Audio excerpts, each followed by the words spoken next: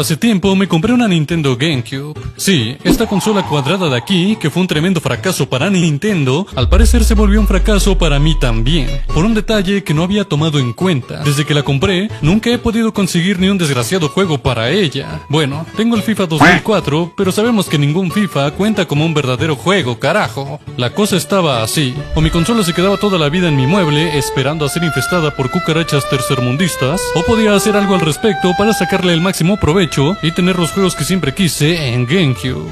Y hace un tiempo ya había investigado y hablado sobre modificaciones que existen para la Nintendo GameCube, pero nunca había experimentado qué se sentía, qué tan difícil y qué tan funcional era modificar una consola. La modificación que más me interesaba por el momento era una que me permitiera jugar algunas de las miles de copias de juegos que hay en internet. Ya había investigado sobre exploits que permiten correr juegos copias a través de una micro SD. Dichos exploits forzosamente requieren de un disco de arranque.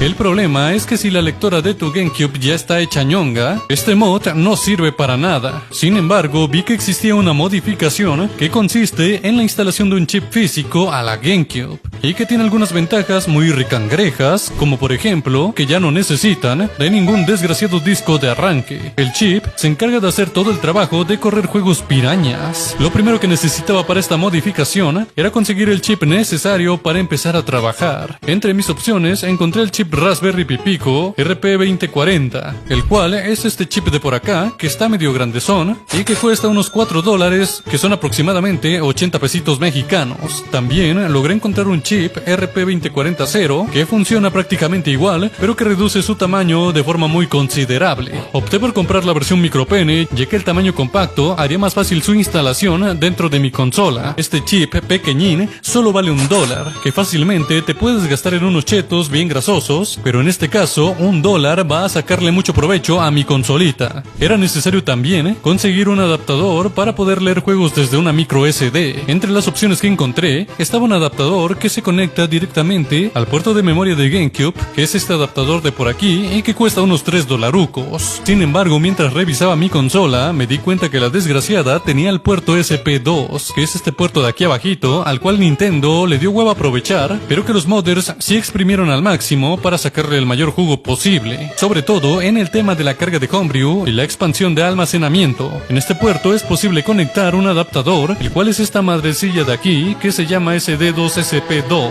y dicho adaptador me costó unos $4 aproximadamente en su versión mejorada, que es la versión 2.0 y que según los chinos es mucho más eficaz. Viendo comparaciones, ambos adaptadores funcionan igual de bien, pero opté por el adaptador SD2SP2 por cuestiones de estética. Y claro, para almacenar mis juegos pirañas necesitaba una micro SD, así que conseguí una micro SD de 64 GB, que es más que suficiente para guardar algunos títulos que deseo jugar, aunque puede ser posible usar alguna memoria de mayor capacidad siempre que esté formateada en FAT32. Y era momento de poner las manos a la obra, y lo primero que tenía que hacer era desarmar mi GameCube. Al principio creí que sería difícil, pero solo tuve que quitar 4 tornillos de la base y fácilmente saqué la carcasa. Luego de eso también quité unos tornillos que sostenían el botón de power y además quité unos tornillos del ventilador. La lectora que tengo está funcional, pero puedo decir que esta lectora jamás vio un disco original que no fuera el FIFA 2004. Tuve que destornillar la base de la lectora y luego de quitar varios tornillos desenchufé la base, y así de fácil accedí a la placa madre de la consola. Prácticamente esto es lo que hace que la GameCube funcione.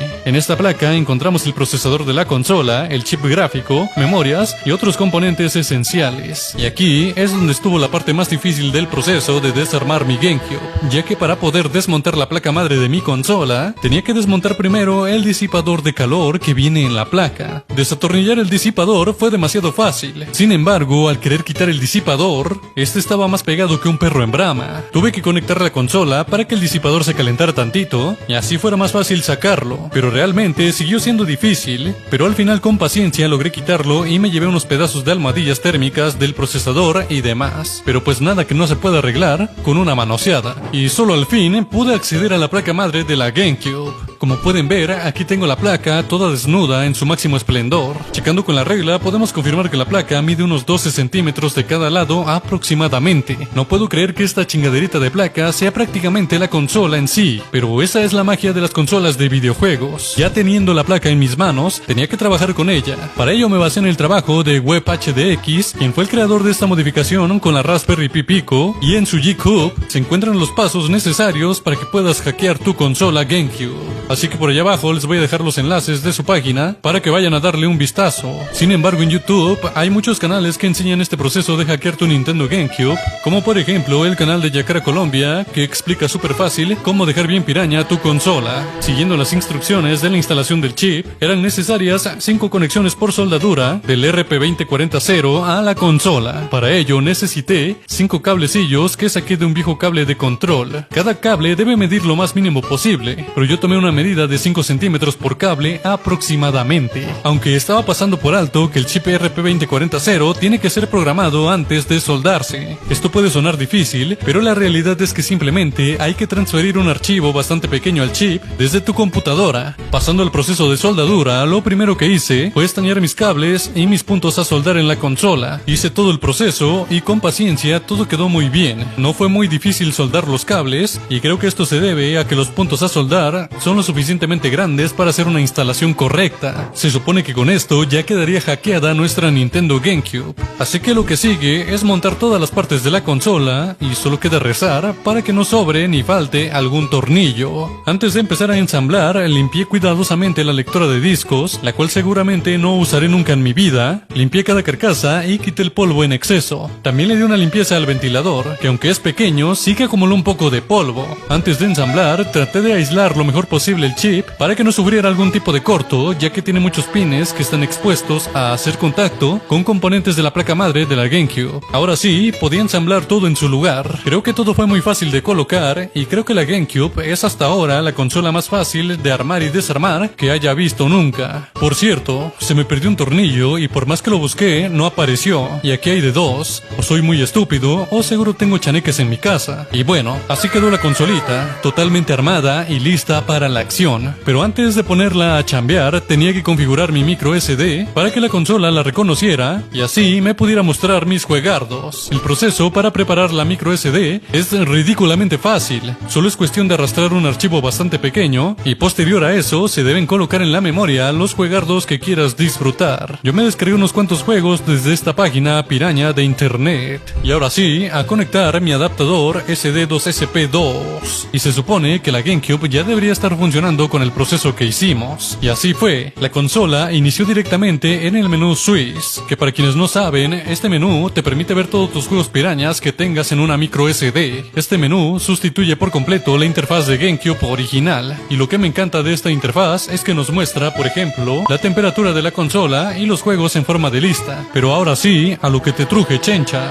Al lanzar los juegos no tuve ningún problema, solo que el juego llega a tardar unos cuantos segundos en iniciar, pero una vez que se inician los juegos, funcionan con normalidad. Creí que podía haber alguna falla de rendimiento, como parones repentinos o cinemáticas entrecortadas, pero no, todo funcionó bastante bien, y después de pasarme un ratito jugando y perdiendo el tiempo, como todo un escuincle, el objetivo ya había sido logrado, pero como que algo no me cuadraba, y es que jugar GameCube en una pantalla plana es algo verdaderamente molesto. La imagen no se ve muy bien definida, y eso es debido a que la GameCube es una consola que fue hecha para funcionar con televisores CRT, así que hice todo lo posible para conseguir este televisor grandote, y al conectar mi consola y al ponerla a chambear, vaya que el cambio sí fue muy notable. No cabe duda que jugar como se hacía en la época de la sexta generación de consolas era algo único, compadre. Y ahora sí, a disfrutar de mi GameCube totalmente pirañoña. Y bueno, cerebelos, así es como concluye este videíto. Díganme qué les pareció esta modificación. Personalmente, a mí me encantó. Por fin, voy a poder disfrutar de mi consola cuadradona en su máximo esplendor. Cuéntame, ¿tienes una Nintendo GameCube? Te leo en los comentarios. No olvides regalarme tu rico like si este video te gustó y tu rica suscripción para que sigas recibiendo más contenido sabrosón. Por aquí te dejo otros videitos que te pueden interesar y recuerda que esto fue Cerebelo Gamer. Adiós.